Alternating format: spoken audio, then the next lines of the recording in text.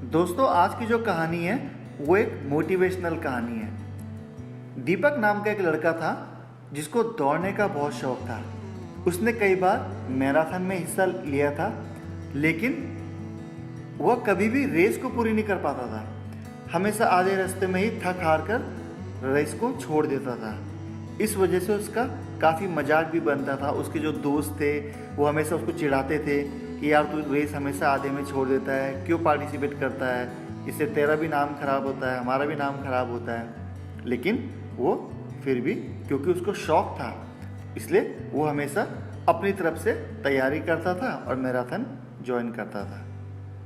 इस बार फिर से मैराथन आई, लेकिन इस बार दीपक ने ठान लिया था कि चाहे कुछ भी हो जाए वह रेस पूरी जरूर करेगा। अब रेस शुरू हुई।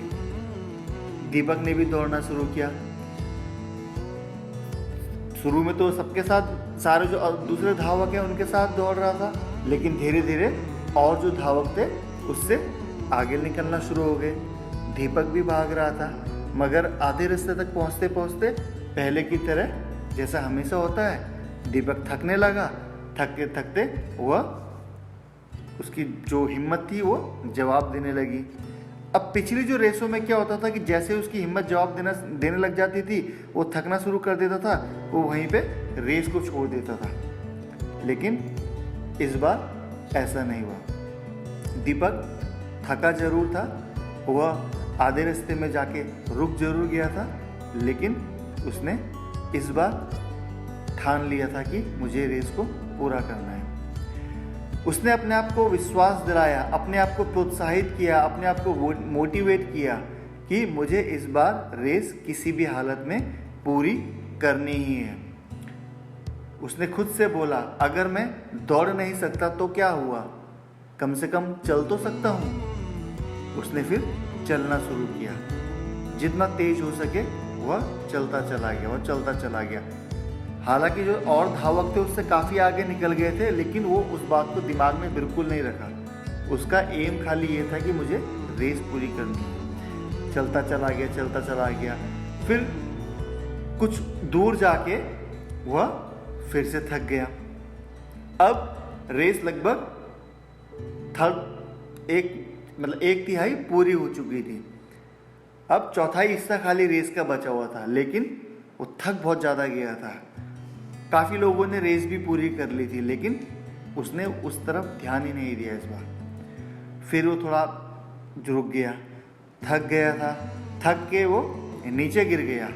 लेकिन अगेन उसने अपने आप को फिर से हिम्मत दी कि नहीं, कुछ भी हो जाए मुझे इस बार रेस को पूरी करना ही है। उसने अपने आप को फिर से मोटिवेट किया। उसने खुद को बोला कि वह कैसे भी करके आज दौड़ को पूरी जरूर करेगा। वह जिद करके वापस उठा, लड़खड़ाते हुए आगे बढ़ा और लड़खड़ाते हुए धीरे धीरे चलता चला गया और ऐसा करते हुए अंत में उसने रेस को पूरा कर लिया। जैसे ही रेस को पूरा किया, वह एकदम से धड़ाम करके जमीन पे गिर गया।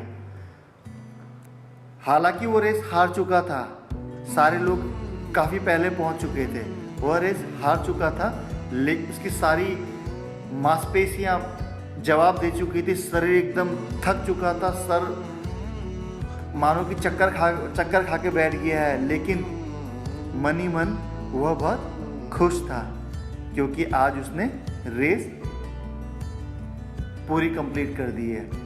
जीता नहीं है, लेकिन हार के भी जीत गया है ना।